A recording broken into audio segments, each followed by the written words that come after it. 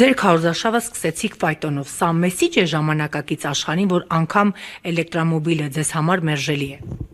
Մերժելի չէ, մենք հետամնաց մարդ չենք, բայց ֆայտոնը մեր Գյումրվա կոլորիտն է, ես միշտ ասել եմ, քանի դեռ Գյումրիում կա ֆայտոն, ուրեմն Գյումրին կլինի, քանի ֆայտոնը վերացավ Գյումրից, ուրեմն էլ Գյումրի չկա։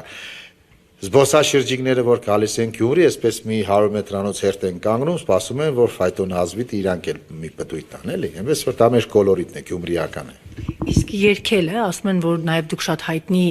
երգել եք նախկինում, մի փոքր կուզենամ այդ ձեր հոբիի մասին, էլի խոսել։ Գյումրեցիների 50%-ը երգել են ու երգում են հիմա։ Մենք հումորով, մշակույթով քաղաք ենք։ Սա ուրախալ է, կամ այն մի հերոստալի կար, ասեց, եթե Արտյոմ Թումանյանը դարձավ քաղաքապետ, երկու պարով, խինդ ու ծիծաղով, բա դրանից լավ բան, այո, լինելու է։ Ես դարա քաղաքապետ, քաղաքի տարբեր